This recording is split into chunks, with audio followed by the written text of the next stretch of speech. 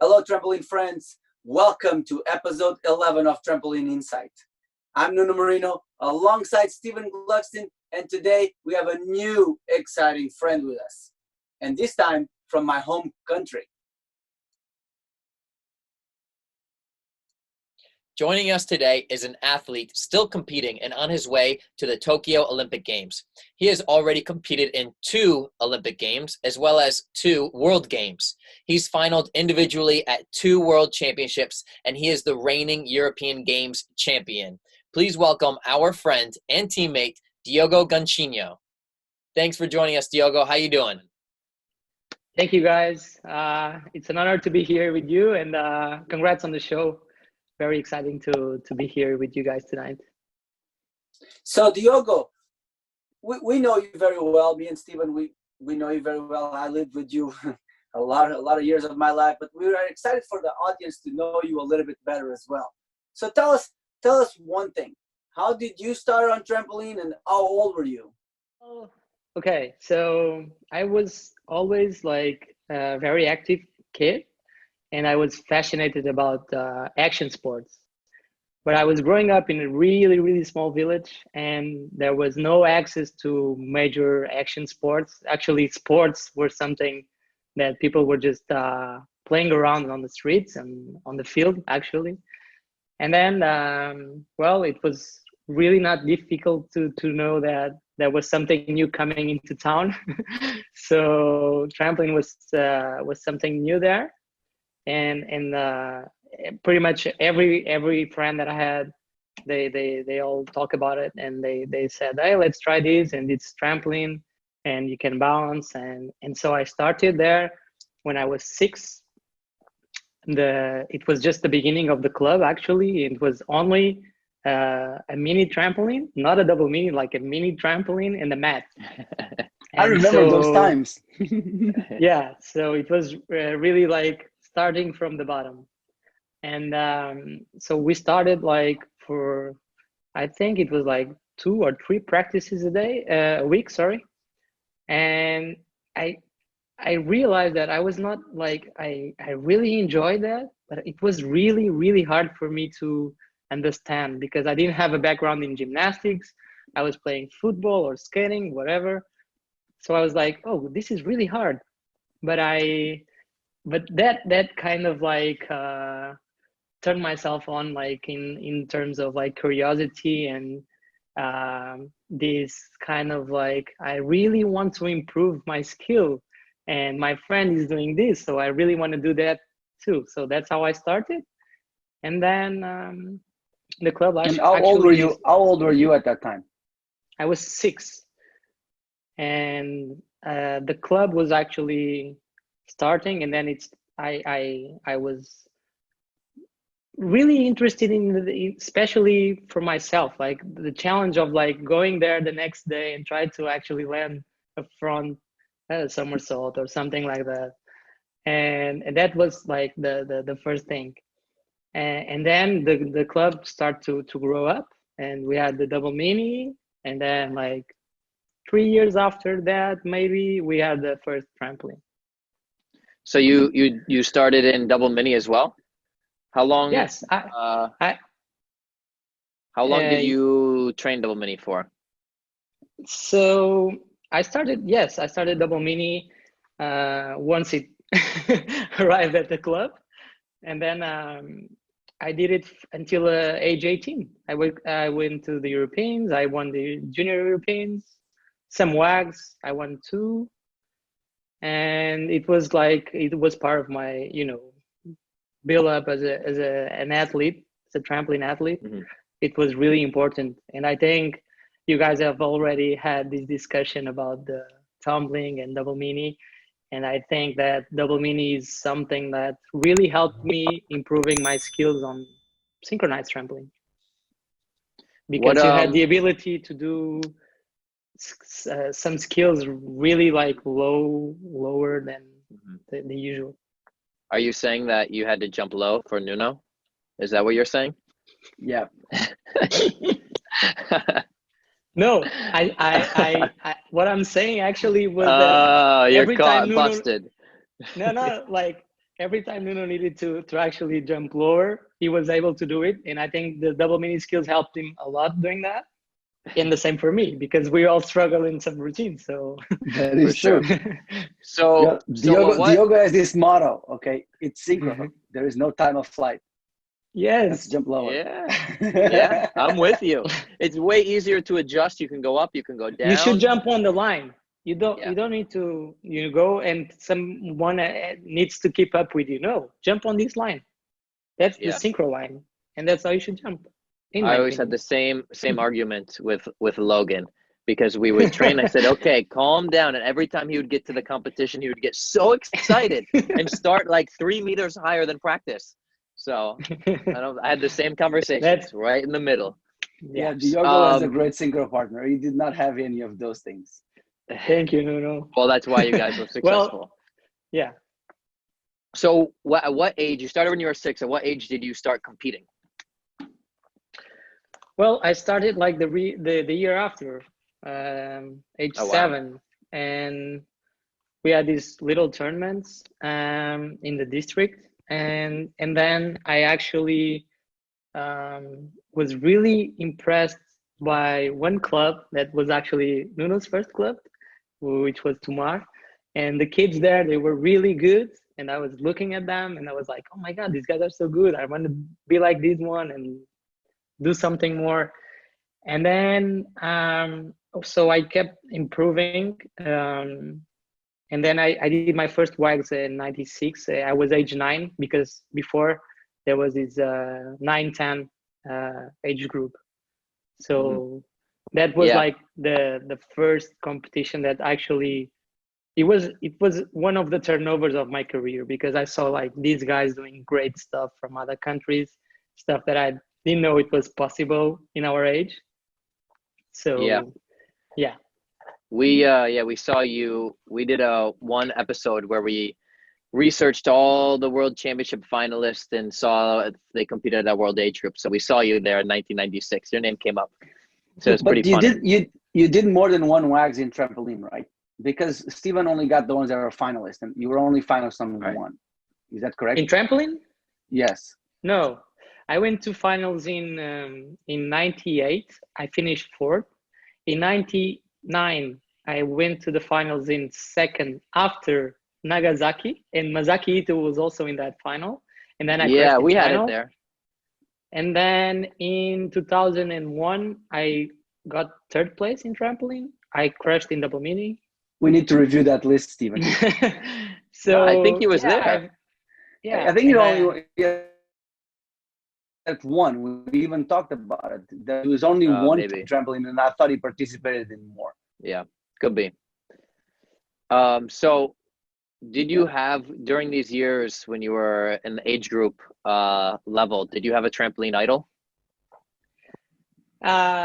Yes, of course. So I can speak from like my age group was pretty big, you know.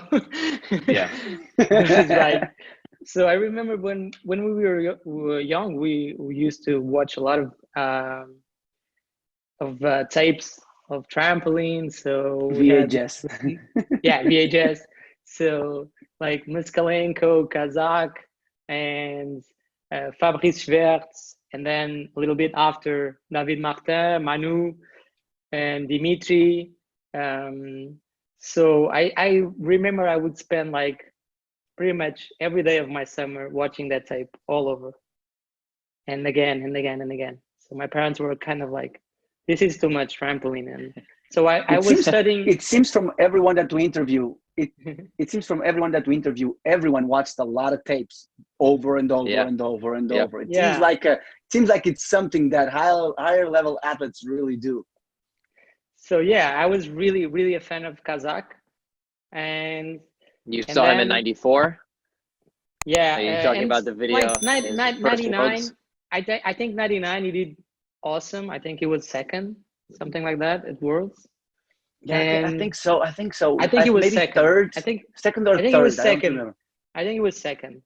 And you know, that changed a lot from like here to here. Like in the meantime, it changes. But you know, Moskalenko was always like the routine he did in Porto was something that we were all familiar with, and we were studying that. And then when I actually was, when I reached, when I was 16, Nuno went to that World Championships, and he was a game changer for us in our sport. In terms when of you were 16, yeah. What year was that? 2003. 2003. That's yeah. when you did the final, and Yeah. then that changed completely the way I think most of us were like seeing trampoline until then. So we had really, really good double mini athletes, like world champions, European champions, but we were missing that trampoline like turnover. Mhm. And Nuno did that like flawless. And I think it changed our minds in a way that we can think bigger. Not it's allowed to think bigger even if you are a small country. So, and that was something that was really, really special. And so I was starting to study, like, even Portuguese athletes, they have a lot to give. Like, I'm very perfectionist, and I was really lucky to be surrounded with great athletes when I was younger. Like Amadeu, for example, he was very perfectionist. Absolutely.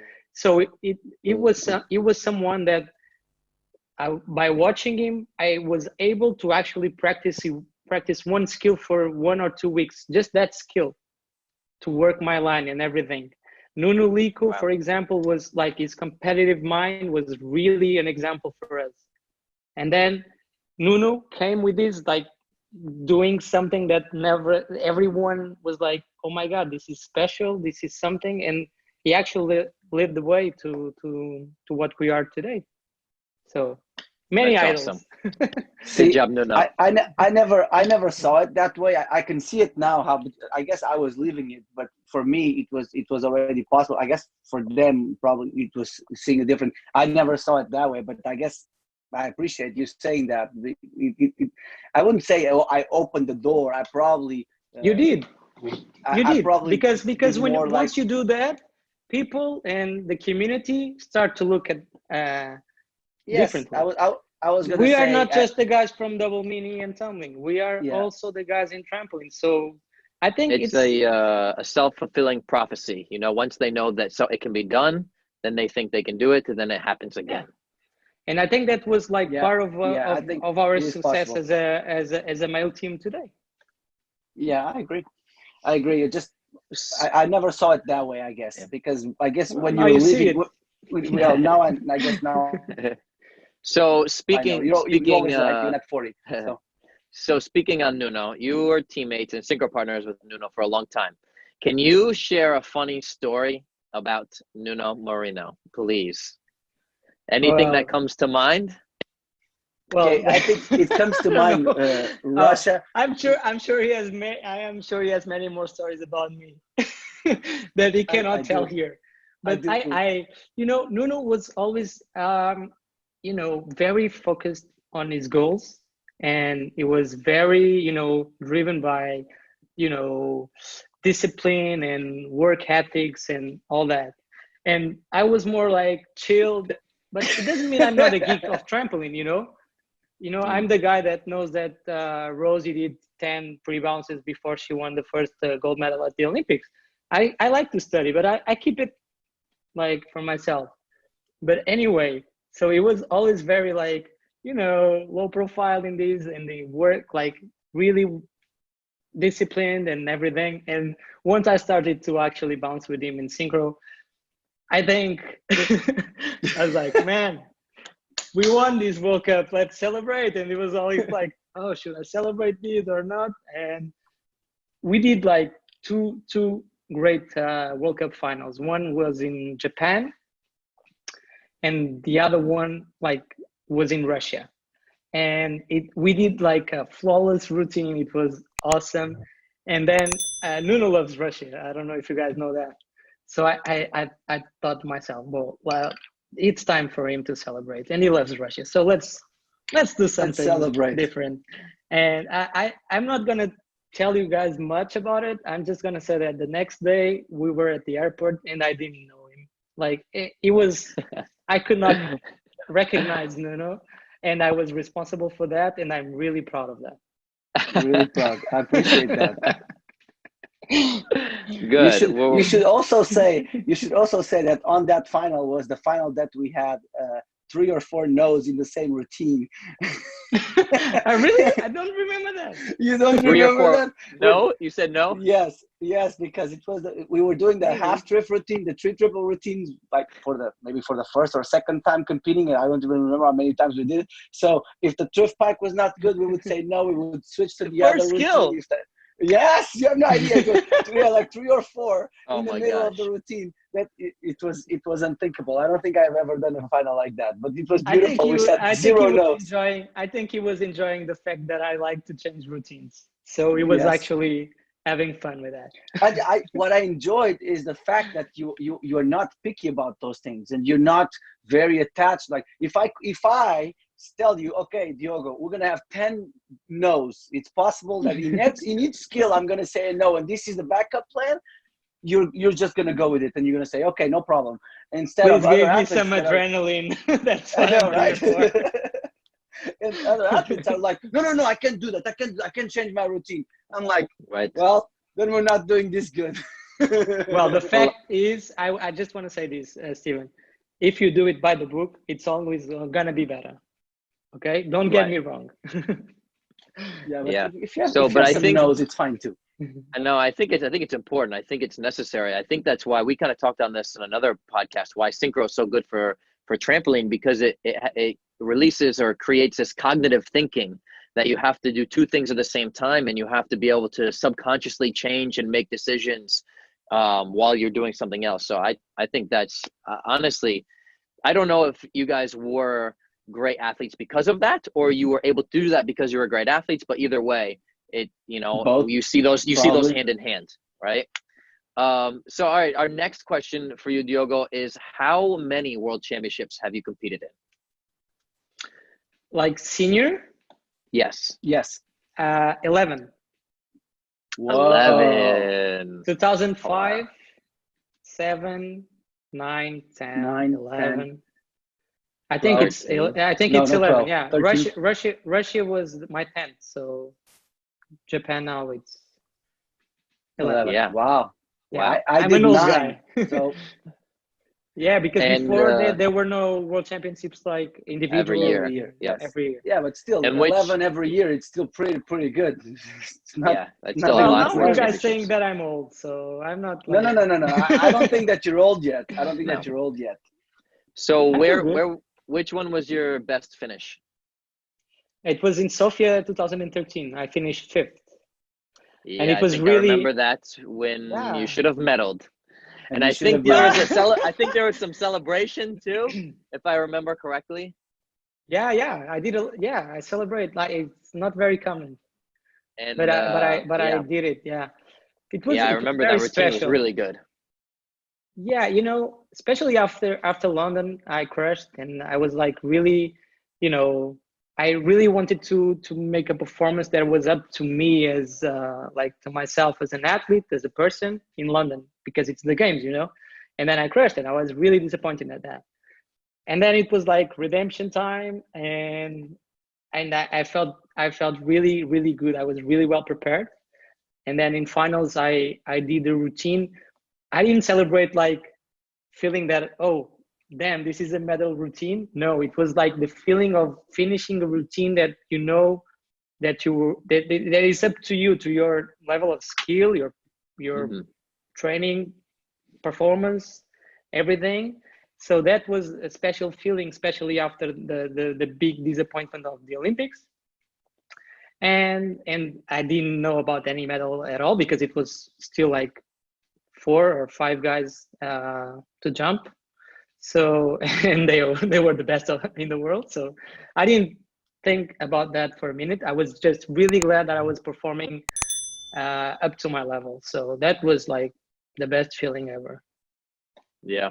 Was that your favorite world championships, or do you have a different another world championships that was your favorite? I guess as a whole, the entire trip, not just performance. Well, as a whole, I think like for me it was very special, the first 2005, we went to the first team final in trampoline, and I was on the team. Actually, it was my last competition in double mini, but like for us it was good because I remember like my father, when I was a little bit younger, when I was like 14, I was playing football or soccer for you guys, sorry, pretty much every day, and I was not bad at it. And my father asked me once, I remember this, would you like to try other sport, or like to play football, or you want to do some tests for a club? And I remember to say this to him. No, I'm good. I just play this for like, it's an hobby. I enjoy it. It's a good way to be with your friends. But I wanna actually do something in trampoline that was never made before in my country.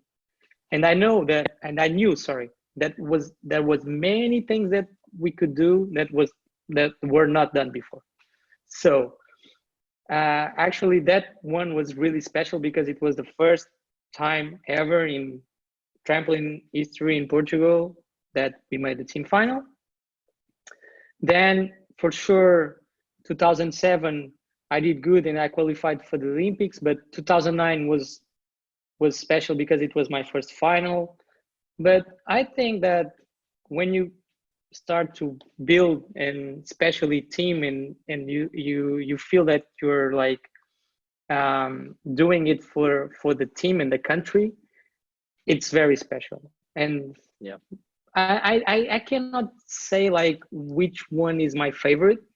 Like I did 11 world championships and I only have one medal, and it was in St. Petersburg for the all around 2 years ago. So I have many experiences, not so many medals. So it's really hard to say. yeah. Well, that's a good story about your father and about your first world championships. So how about your best result at a World Cup, right? So if you've been to 11 World Championships, then you've been to 40 or more World Cups. What's your best result at a World Cup? I should have done better. It's too many World Cups.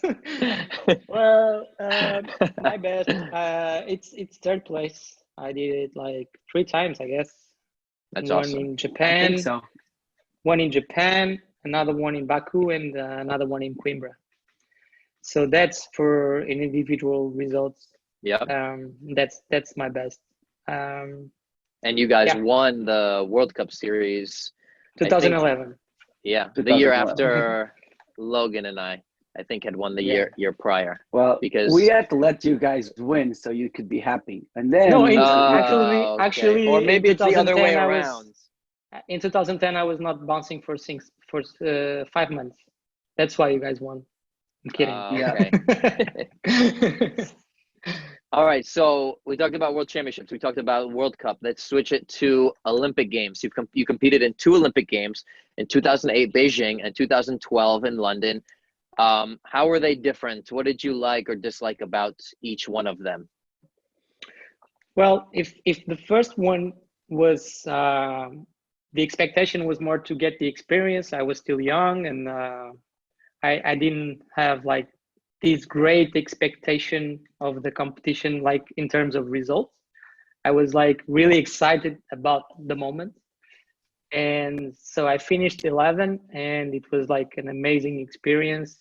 Actually, I finished 11, but the level was so like high that I was 3 tenths to make the final, And then in London, I was actually working in like trying to be in the final, and dreaming a little bit more with a great result for the country. And I crashed, so it was a really it was not easy, because in that moment you want to perform the best, and so I was a little bit disappointed because I was not able to perform. Like, I think it was like, I'm not gonna say unfair, but it was like all I ask when I'm at that moment, it's to make a fair performance, like something that actually is going to be up to to my skill and to my way of being in competition. So after that, I was thinking that I should not put this pressure on my shoulders and living like people saying that you're talented and stuff and you can do this and you can reach that. It's not good for you. Well, it depends on how you deal with it, but I was not good at dealing with that. Yeah, and tell us a little bit how you overcome that low moment. I know your story. I've been with you several times, and I know that was 2012 was a really hard competition for you. We still see in some of the FIG videos you in the kiss and cry with some tears. And tell the younger athletes that are going through similar things, how can they overcome moments like that? Because after that, you did a lot other competitions after that. You were extremely successful. So tell us a little bit, how did you overcome that? Yeah, so I think it was, I changed a little bit my mindset before the Olympics, to be more precise. In the beginning of 2011, I actually started a program like working different stuff with a psychologist, with a physio coach, with a physical condition coach. And because I was kind of like, okay, I have these resources now and people want to work with me. And, you know, people always told me that, oh, you're really talented. If you worked a little bit more, you're a little bit lazy. Well, I think that I really worked a lot when I was younger. I remember that I would spend, like, my friends would be like in Algarve spending like 3 weeks at the beach and this, and I was like working like 3 times a day. We work in the morning, and then in the afternoon, then we would go to the pool.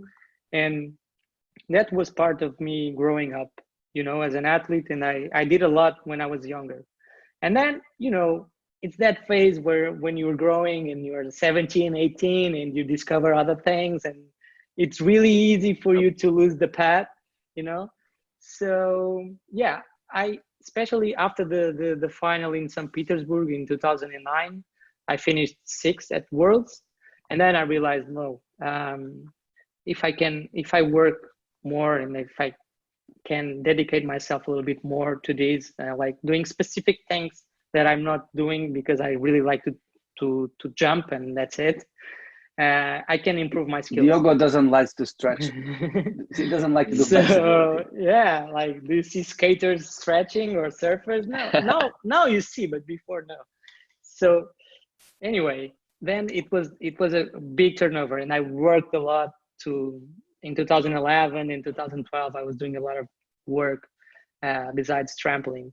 And then I had this, you know, I was a little bit unlucky. I lost my balance. I had this issue with my balance in 2012. Then I was able to recover, and I think for sure I didn't crash because of that, because I was ready.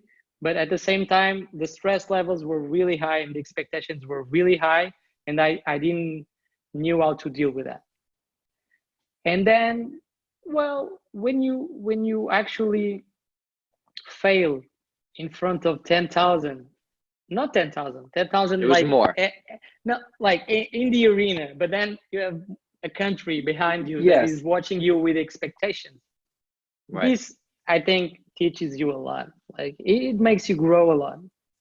If you want to grow with it, right. If you want to be in this zone where you want to, like, oh my God, I did this, I'm so bad, so it's better to quit, you can stay there and go and do something else. Or you can grow with it and think about it. And yeah, it was something that happened, but I can overcome this. So it's going to take time, but I have time. I'm still young. And that's it. Nuno and I had kind of talked about that briefly, about how when we were competing in the Olympic Games and you're the only competitor for your country, that you feel that the whole pressure, the whole country is looking at you, and you put all the pressure on one person. And then afterwards we realized that those people weren't putting pressure at all, that they were proud to be part of Portugal or Team USA and be there with us, and not us just being the representative. Did you feel that way before or after, or not so much? Yeah, I think that's part of the experience. Like once you go there for the first time or even the second time, you're like thinking like, yeah, I have this responsibility to be this good at this moment, especially in our sport where like you cannot fail at all. Like you need to be flawless. And once you should bounce, it should go in the air. And then you have all that weight on your shoulders. It's not a good idea. But I think it comes from experience. But it depends. Like for us, for me especially, it was very fresh. Like and the legacy that we had from Nuno, we don't want to beat his record at the Olympics. We want to make to participate. Yeah, we want to participate and like from what he did, we want to do something similar because it's what we want. Not to beat what Nuno did or like the best result ever. No, we want to actually keep this work that he did before going for the next generations. And when you go there with that weight on your shoulders and you need to bounce, I think that's a really good way to put it, and I think that's what you just said. It will help a lot of athletes compete better, I think, because they're going to be competing with teammates that maybe they're not competing that day, but they're competing with their previous teammates that represented Portugal or USA, and they're doing that with them together, and they're not alone trying to make these results just by themselves, and all the pressure is on them by themselves. They're with the athletes that were competed 5, 10, 20 years before them, and they're with the athletes that are going to compete 10 years after them, so I think that's a really, really good way to look at it, and I think that's going to help a lot of people compete better. So how do you feel about the Tokyo Olympic Games being postponed? Well, it was I think it was good news because for us athletes, it's really hard to think that like you need to put your life, like your competitive life, in standby. And especially, I think what makes most athletes struggle is that they start to think about things that they can't control. And priority right now, it's world's health for everyone, and that's it. Sports need to come next, or not next, but after it's later. Not a priority. Yeah. So we were all like asking these questions. It's going to be possible. It's not going to be possible. Well, for sure it's not. And for us, it's good because I think it's the first time in the history that the Olympics are actually postponed. Second time, I think. Yeah, Second? I think during World War I or World War II, I think during one of those. I'm not sure if they canceled. I think he's right. I think Diogo is right. I think it's the first time it's postponed. It would be the second time that it would be canceled because they were canceled one time due to the war. Exactly. So because the first time it was canceled, I think it was not even an option to postpone because you never know when the war is going to be over. Never knew. So now for us, this is good news because it's in a sense of like you've been working for it. You waited for 4 years and now you see like your dreams and your work going down. No, there's options, and when there's options for the athletes, it's kind of a relief, But I think pretty much the community knows that this is not a priority right now. So it was extremely I was really, really happy with the news because I was like thinking about other athletes and the community, not just the Olympic community, but I think pretty much every high performance athlete was struggling like to know and to actually understand what's going to happen next. Although I think that actually sports that are popular but they are not in the Olympic program, they are going to suffer a little bit more because as for the Olympic program, you have already, okay, there's a date established for 2021, so let's keep these guys rolling. But for other sports, that really concerns me, because you never know when they're going to come back. And I think this is something that we're gonna see clubs like, I think there's athletes with contracts until 22, 23, and maybe if they are not in the Olympic program, those contracts are going to be over. So for us, athletes that are in the program for 2021, it's good news, but we don't know. So what do you think that the IOC will do the Olympic Games if there is no vaccine in place? Or do you think that if there is no vaccine that they might think about canceling or, I don't know, postponing again? But I see it hard. I find it hard to believe that they'll postpone again. Well, that's a great question. I think that without vaccine, it's going to be hard. Because the problem of this pandemic is that you have no control. Even if the institutions, if the IOCs, the FIGs, the clubs, if they make you sign a paper where you are like, okay, I signed this and I compete and I'm, I can be exposed, whatever. Or even if they make the conditions like in a controlled environment where you can compete, which I think is really hard, because the problem is, imagine this: Portugal was able, let's put it that way, Portugal was able to control the pandemic and people are okay, and but you cannot control other countries. You don't know. And I think this is gonna go back and forward because you have no control unless you have a vaccine. And so if they are like willing to postpone until 22, which I think they already put out a statement that they're not going to postpone it again. If it has to go, I think then they said they will cancel. I think they've released a statement maybe 2 days ago. Yeah. So for me, it was really like, okay, this is awesome.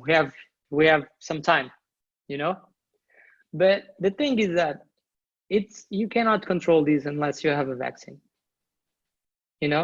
Yeah, that's my fear as well, is that if there is no vaccine, we might see these games canceled. But it's a possibility, at least on the So we have some hope. And I don't want to. We have some hope. And that's good. And I think it depends on criteria that we're not able to control. So absolutely right. Let's go back. Let's go back a little bit more into trampoline then. Yeah, let's bring it back to trampoline. Let's have a fun, upbeat, more question. So what's some of the hardest skills or combinations that you've done in training?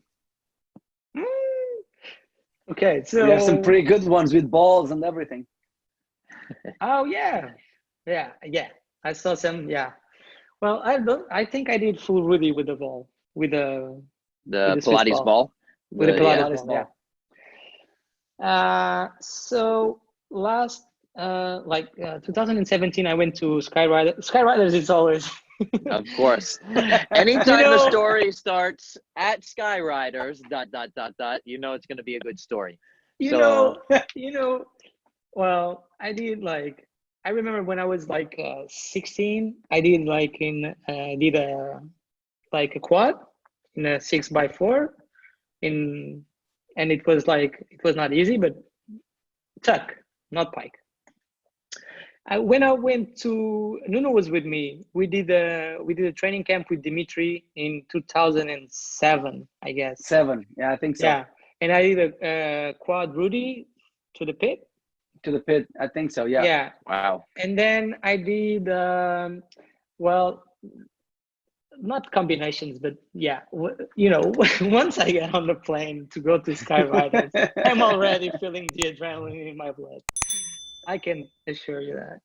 And the first time I went there, for those that don't know Diogo loves to do those things. Okay, he loves to do new skills. He loves to play with skills. He is always very talented, air awareness wise. So he loves to do these things. And whenever he jumps with the Pilates ball, he's great. We'll put some videos to show. And I think I'm getting older now, Nuno. so. Of Well, course, as you I get think you older, can I still think do that's it. normal. That the playing stops. But I think one of the funny things that I've seen you do is for warm up, you do double back to feet, double front to feet, double back to feet, double front flip to feet, which is like you don't see anyone in trampoline doing blind landings like that. And the fact that you're warming up with it is funny. Yeah, I think it's something that it's really important for you, like, because it gives you a lot of insights about speed, about, you know, hair awareness and everything. I actually did a triple, a front triple to land on my feet to the mat. Yeah, but it was okay. And then I have another sequence of like a full in back, full in front, full in back, full in front, Oh, like no. that. Yeah. Wow. Because That's I think impressive. it's very unusual. And I remember, For sure. I remember when I was in See, Skywriters, you're getting I all was the trying to insights land. about trampoline here. So Trampoline insight. You're getting all the insights from Diogo. Yeah, I think it was Martin Myers from Canada. Yep. Marty Myers. Myers, Yeah, Myers. And I remember I was in Skywriters and I was jumping on the super tramp and I was trying to land my skill every time, like I don't know how to say this, but like in Crooked? diagonal, you know. Yeah. Como é que se diz, Nuno? Diagonal? Diagonal. Yeah, diagonal That's right. is fine. Yeah. Yeah. So I was challenging myself to do like a full half out to land like this, pulling back with half twist to land like that, because I always wanted to be a snowboarder or a skater. Ah, okay. So yeah, but I did a full front, full back, full front, full back. I think it's important for you to, you know, think out of the box.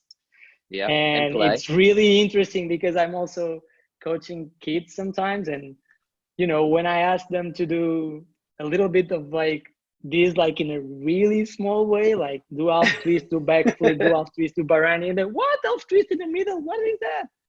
Or you know, so I'll do like a back tuck, front tuck, back tuck, front tuck, back tuck 10 times, and they're like, no, this is impossible. And I was like, you need to do that. You need to play a little bit. It's gonna give you confidence, you know. Absolutely. But anyway. Yeah. So that leads me to my next question. Have you had any skill confusion or mental blocks in your career? Well, the funniest one was when I was like, I think 9 or 10. I was not able to do straight bounces. So once I do one bounce, I was doing a backflip, backflipping. I've seen that. I've seen it before. Yeah, it happens. Yeah. So I needed to work a lot, like going there, do straight bounces, put some stuff in my hands that didn't allow me to flip.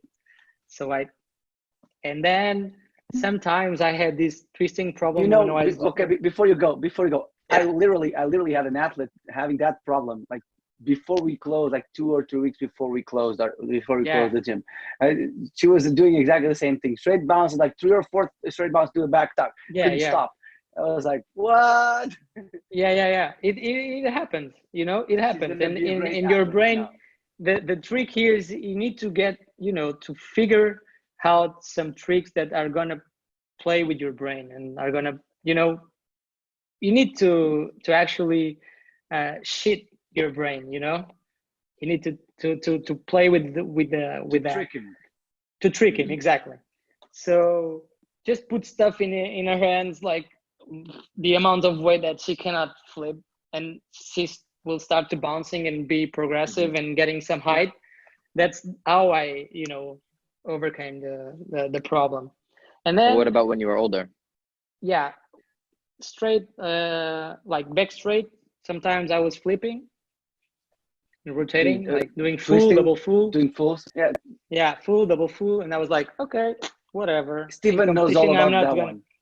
In competition, I'm not gonna do that.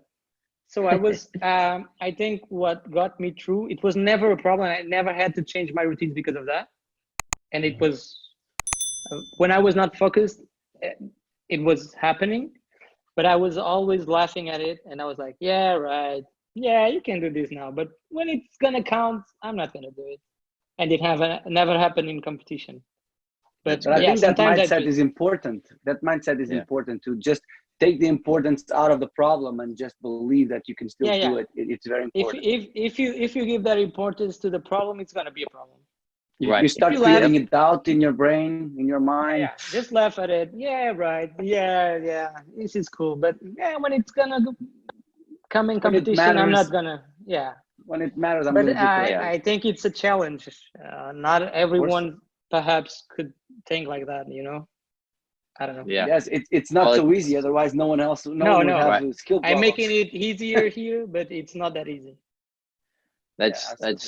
That's good that you shared. I think a lot of athletes, and what we've heard from athletes, or we've received some feedback, is that a lot of the younger athletes are really surprised to hear that the high level athletes also have had skill confusion and problems. And I don't know a single athlete that has not had, to some extent, at least some kind of skill confusion or mental block or something like that.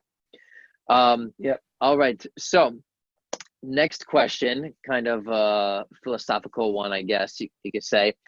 What did you love about trampoline when you were younger, and what do you love about it now? Is it the same or has it changed? Well, I have these. I think I can answer that with 3 points. So once I started trampoline, it was a challenge. Carlos, my first coach, he used to say that I was a brave young guy that was not afraid of losing, or there's a hole there. If you jump, you're gonna hurt yourself. Well, let's see if that happens. So I started like that. And I was brave enough to actually deal with the success.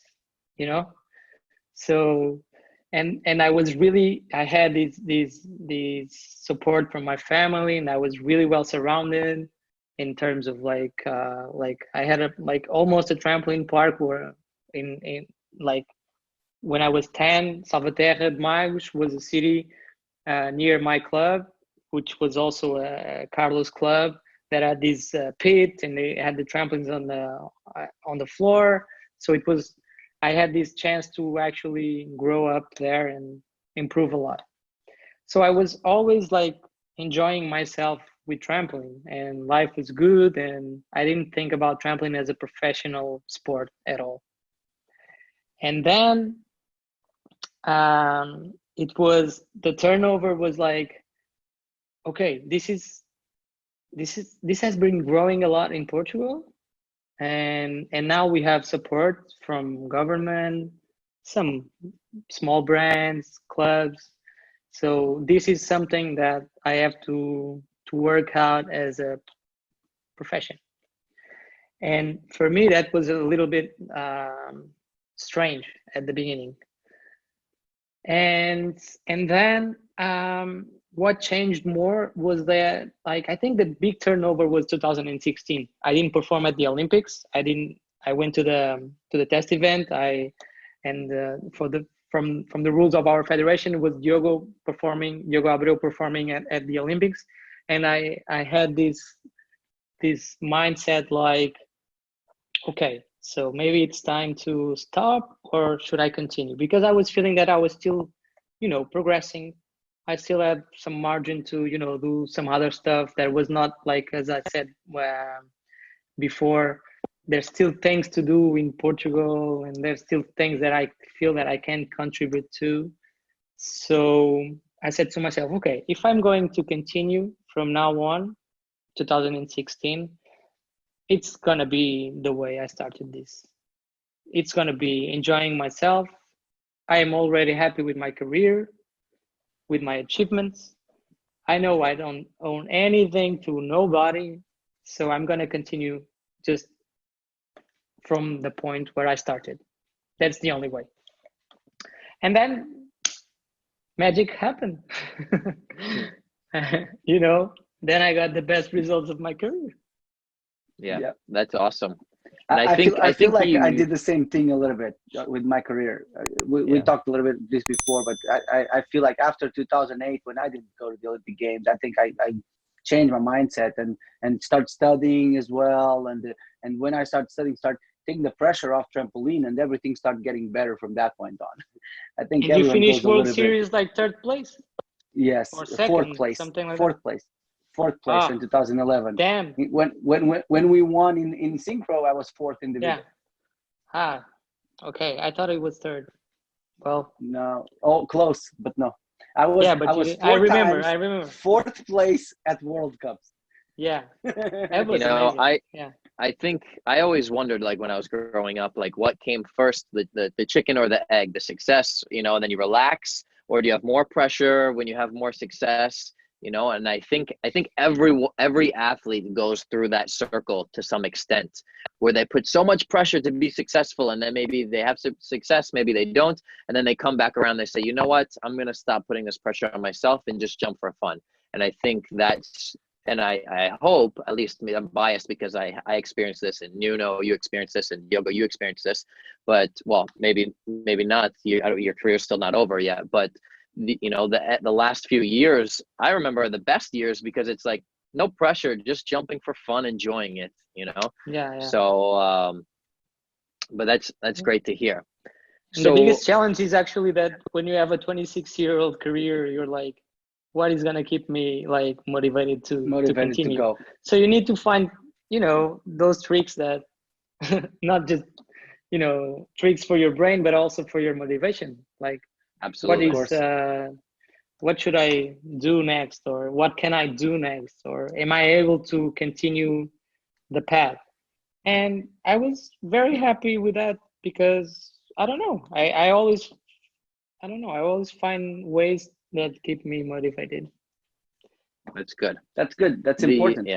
That's probably one of the most important things. Without motivation, then what are you going to accomplish? Yeah. So I know part of that motivation comes from watching your adversaries, right? So who do you watch right now? Who do you look at right now that you're like, I want to beat that guy, or that motivates you to? And I know that Portugal has a great team right now. I know you guys are very competitive with each other and push each other a lot, and I love that. But tell us who is the one that you see now and that you follow more. Well, that's a really, really hard question. But when I was saying that I always find myself motivated, I was really lucky because I've been like through several generations, and they are all so different. And I was able to, you know, learn from all of them, you know. That's true. And when you think that, okay, my job is done and I'm not doing anything here, it comes another generation that actually believes in you to lead them, you know. So that was a challenge for me also, to actually be with the team, with Diogo, Ricardo, Pedro, all very talented, very strong. And then we started to make more World Championships team finals. We won the first European team medal in 2014 here in Portugal, Guimarães. And so I was like, okay, even if I want to, you know, step out, well, I'm having too much fun. I'm having too much fun with these guys. I had so much fun with those guys, and I can help them, you know, and being a sort of bridge, you know, between generations. And, you know, that's really, really fun. It is. So I'm really, really motivated with that. And they, you know, I'm training with them, like with Diogo and Pedro. So it's a challenge every day. Those guys, they train really well, you know, and it's hard to keep, but I have the excuse of my age. So, and they say I do a lot of bluff and everything because I'm experienced, blah, blah, blah. But for me, it's a great motivation to be with them. As a reference, I was never like, I was very competitive all the time, especially to myself, because I knew that all the competitions were going to be different besides your experience, because I didn't know and that was part of the things that excited me most about competition. You know, I'm here like 10 years or 15 years, and I'm still not, I don't know what's going to happen. And that was always keeping me like, well, let's see what's going to happen. So that was something that was, you know, really special for me. I think there's some athletes that were really as an influence, like, not to beat them, like but you always look like. I remember the first World Cup in 2005. My first World Cup was in Sofia, and then it was the first time we saw like a complete Chinese team. For me, I don't know. I don't know if no, I don't know if there was one before. I A think team. before they had not a team, they had like two Yeah. athletes or one Yeah. athlete, and So we saw like these 4 guys doing 4 triples and 6x4s, and I was like, oh my god, where this is coming from? China. So I was like, okay, so this is like the standard now. Okay, so let's go back and work. And it like from that moment until the time that actually the Chinese were like, I don't know, 2008, 2009. So the last world champion outside of China, I think 2005. It was Husakov. In Eindhoven. Yep. Husakov. So, well, I think now you can see that there's many athletes out there that can beat the team of China, but I don't know. Like, I think in Europe we have a lot of references. Like for me, Yushikov was always a reference. Yushikov, I competed with him since I was 17, and it was always like, it was really, really impressive. I don't remember after Moskalenko another. I think like in Russia is for sure the number 2 after Moskalenko. Yeah. In my opinion. I agree. I agree. Ushakov is probably one of my favorite athletes currently. For me, one of my favorite of all times. Yeah. Because I don't think I've ever seen anyone go half drift pike or half and Rudy out pike with their legs in their face, like the position that he can do. His routine in London it's unbelievable. Both vols. Yeah. If you guys, yeah, go check it out if you don't remember. Absolutely. Well, I certainly remember, but it's unbelievable for me. So it's one of the best routines I've seen. I agree. We actually came across some of his old training videos that we posted on Instagram that you have to see, with him in 2009, I think, doing Miller in the middle and Miller plus at the end. So he's phenomenal. So we're running out of time. We have time for 1, maybe 2 questions here, but this one's a big one. What are your thoughts on the new code of points? Well, I have mixed feelings, but I'm starting to, acknowledge more of it. So, well, I think our sport, sometimes it's very, it's very hard in a way that you have one opportunity and that's it. Especially when you think about the Olympics, you have one opportunity in 4 years. So I think this gives the athletes a little bit more room to breathe and to actually develop different strategies, because you can nail the one first ball, and then you can, take more risks in order to get some more points, or you can just imagine you're injured or you do one great routine and you can rest. So from that strategic point of view, I think it's interesting. I think that the way they put things now, so you need compulsory to young ages, so that is fine. So I was like, I didn't know, like I planned all my life, not all my life, but like all these years, like in order to, after the Olympics, I was thinking like, okay, if I make the Olympics, I want to try the new code, just to try. Now I have to wait 1 more year if that happens. But still, I think that it's gonna be interesting, because we're gonna watch some really, really good routines. I think skills from your compulsory are gonna go to your vols, and that is gonna make it more interesting. I don't think it's about quads anymore once you have 2 vols. I was gonna ask that. I was gonna ask, since you already did Sorry. quads in the past, you already told us, are you gonna do a Yeah. quad? I think now with this, especially with the new codes, I think quads are going to wait a little bit longer, because now you have like the 340 tag that people are doing in compulsories, the Miller Plus, so you can make Millers in the middle of your routine, and Yeah. you know, in a from a perspective I think of Miller air Plus awareness, is gonna be the new last skill for everyone. Yep. yeah, Yeah, I think absolutely. from an air aware perspective, people will rather like prefer to use the skills that they already have in their pockets, instead of like trying to create a new tendency, you know. Mhm. So I think you're gonna watch more Tree Fruity at the fifth tuck, Miller at the middle, in the middle, Miller Plus at the end, and I think it's gonna be that way for the next cycle. That's my opinion. I don't know. Yeah, I agree. I totally agree. Yeah. We already had this conversation. I think people are gonna push for more triples and not for the quad, not just yet, unless there is some change in difficulty and it compensates. Right now, Yeah. Mm-hmm. I don't think the risk is compensates. Absolutely. All right, so it looks like we got 3 more minutes here. So you've traveled all over the world for competitions, for training camps, right? And including you've had a training camp, is it in Beijing? Is that where you went in China? Yeah. Yeah, can you tell us quickly a little bit about your experience training there? Amazing. One of the best.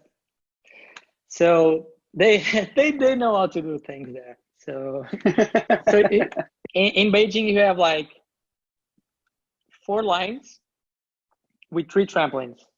Okay? 1 coach per line.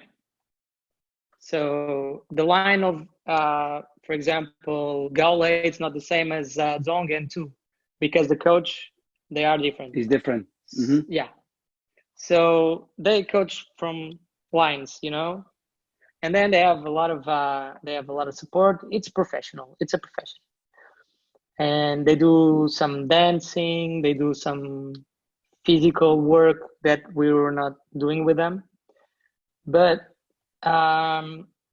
you know, they actually, the kids that are selected to be in that center, they started from young age, and they start to bouncing like Dong, for example, since they are 11.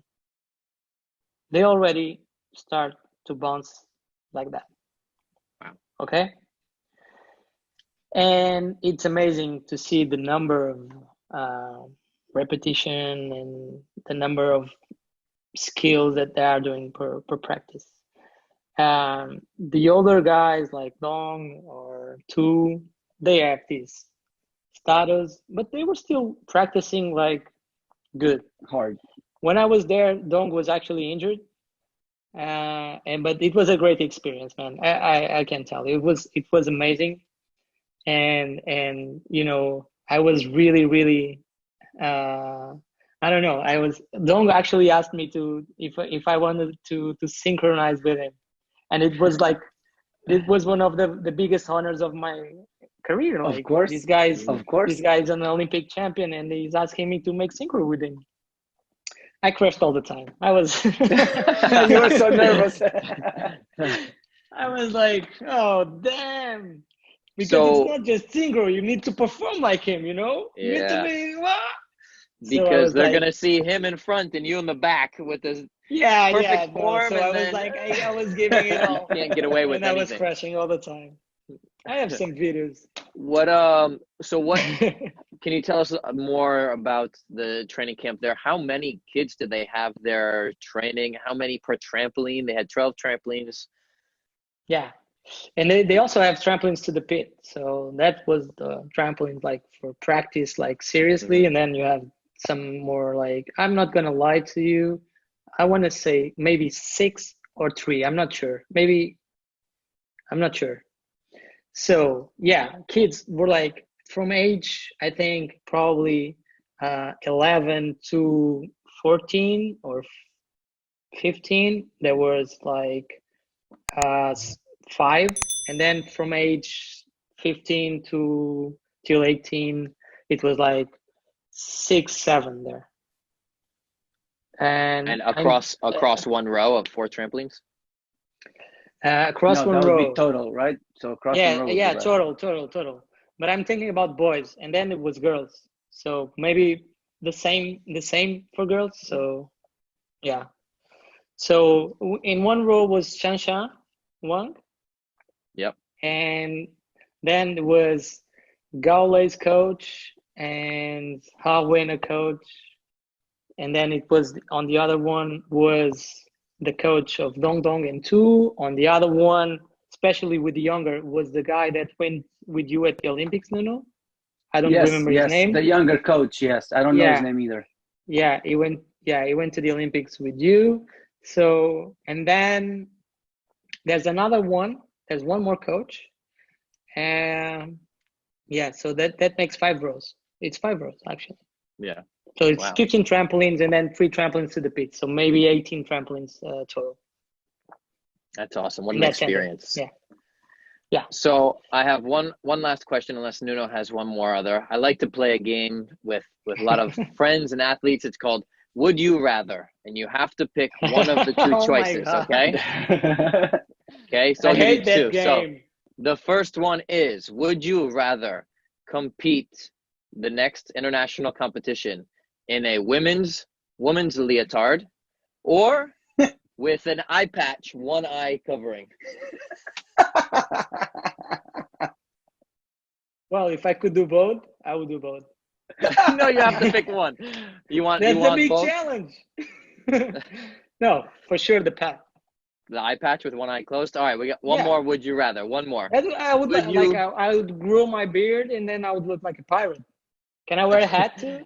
Yeah, it might be against the FIG code of do points. like a. All right. Would you rather do back 2 3/4 to stomach, or Trippus Rudy out to stomach? Good one. I have to pick one, right? Yeah. 2 and 3 to stomach. Back 2 3/4. Back. I think you could do that easily. Yeah. Ooh. I think I would go with the Trippus Rudy out the stomach. I don't know. Okay. If I go back to Tatiana's, I'll do it for you. Perfect.